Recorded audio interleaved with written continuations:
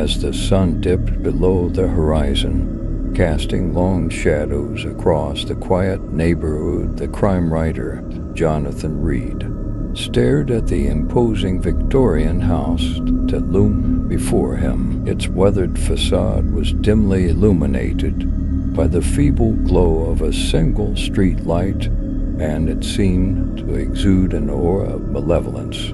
The history of this house was a gruesome one, and Jonathan was here to investigate the horrific murders that had taken place within its walls. Jonathan had moved to the other side of the country with his wife, Emily, and their 2 young children, Grace and Samuel.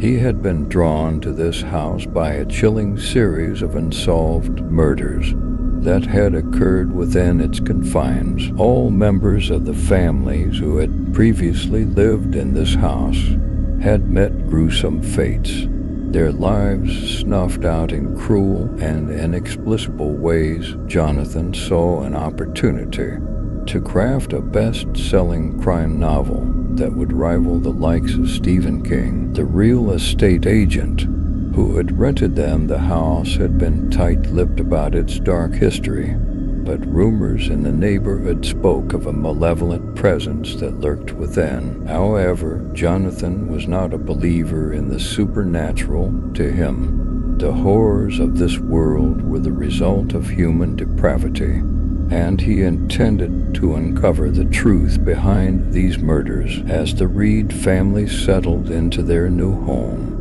they couldn't shake the feeling of unease that permeated every room. The house was filled with antique furniture and dusty old books, creating an eerie atmosphere. The creaking floors and the constant rustling of unseen rodents in the walls only added to the discomfort. One day, as Jonathan was exploring the attic in search of potential inspiration for his book, he stumbled upon an old wooden box hidden beneath a pile of dusty blankets. He brushed the cobwebs aside and opened it, revealing a collection of ancient film reels. The reels were labeled with dates and names, each corresponding to a previous family who had lived in the house. Intrigued, Jonathan decided to view the films, hoping they might contain clues to the murders that had taken place in the house.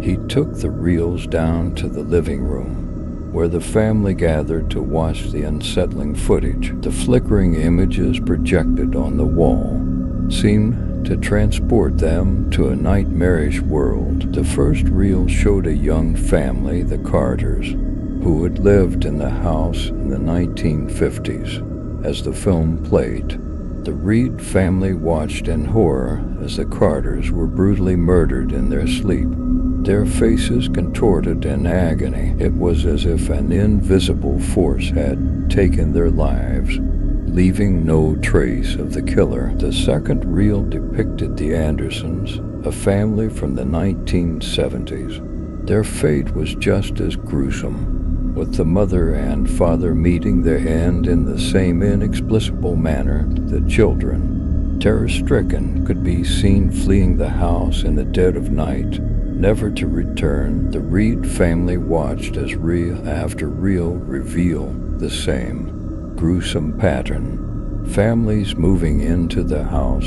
living there for a short time, and then meeting a grisly demise.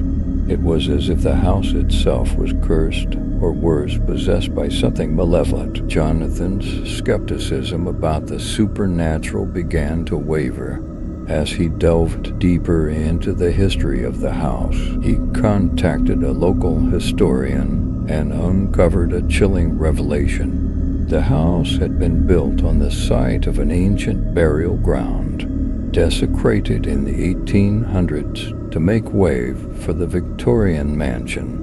Legends spoke of vengeful spirits seeking retribution for the desecration, their final resting place. Desperate to protect his family and unravel the mystery behind the house, Jonathan started to conduct his own investigations.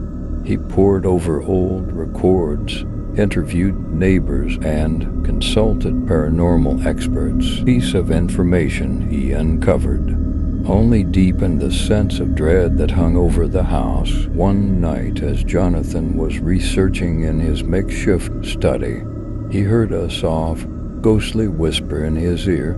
"Leave this place," it seemed to say, though no one else was in the room. His heart raced as he looked around, but the room was empty, and the whisper faded into eerie silence. Soon, strange occurrences became a daily ordeal for the Reed family. Objects moved on their own. Unexplained sounds echoed through the house at night, and shadowy figures darted through the corners of their vision. The children were plagued by nightmares, and Emily became increasingly withdrawn, her fear taking a toll on her mental and emotional well-being. Jonathan was determined to get to the bottom of the malevolent presence in the house.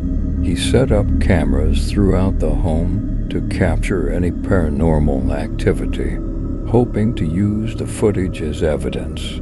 But what they captured was far more disturbing than he had anticipated. One evening, as they reviewed the footage, they saw a dark, amorphous shape moving through the rooms.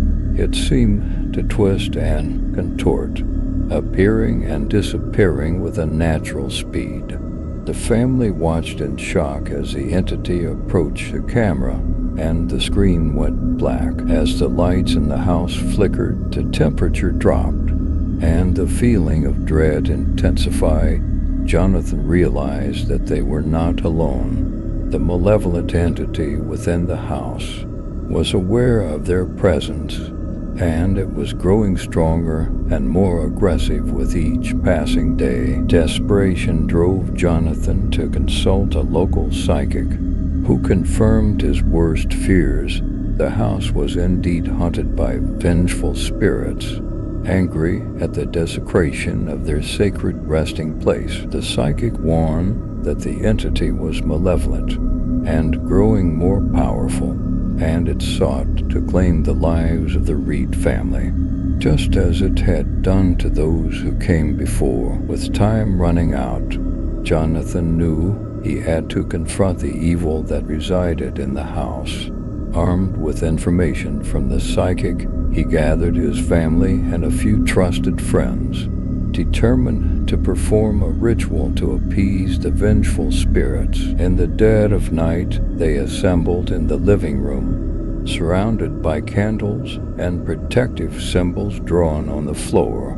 They chanted incantations meant to calm the angry spirits and asked for forgiveness on behalf of those who had desecrated the burial ground. The room grew cold, and the air was heavy with tension as they called out to the otherworldly forces. Suddenly, the house shook, and a chilling wind whipped through the room. The dark entity materialized before them, a swirling mass of malevolence that seemed to defy the laws of nature. The psychic urged the spirits to accept their apology and move on to the afterlife, but the entity resisted, lashing out with a deafening, otherworldly roar. The battle between the living and the dead raged on, with the Reed family and their friends fighting to expel the malevolent force from the house. The entity unleashed a torrent of terror, manifesting horrific visions and tormenting them with their darkest fears. But Jonathan's determination and the strength of their collective will proved to be their greatest weapons. After what felt like an eternity, the entity began to weaken, its form flickering and distorting. With one final, anguished cry, it dissipated into the ether, leaving the house in a state of eerie silence. The Reed family and their friends were left exhausted and shaken, but they had prevailed. The curse that had plagued the house for generations had been broken, and the malevolent spirits had been laid to rest. With their ordeal finally over, they made plans to leave the house, never to return. As the Reed family moved away from the sinister house, they left behind a dark chapter in their lives. Jonathan may have initially come to this place seeking inspiration for his next crime novel, but he had stumbled into a real-life horror story that would haunt his family forever. The terror they had endured would become a tale whispered in hushed tones by the locals, a chilling reminder of the malevolent forces that can linger in the shadows, waiting to claim those who dare to cross their path.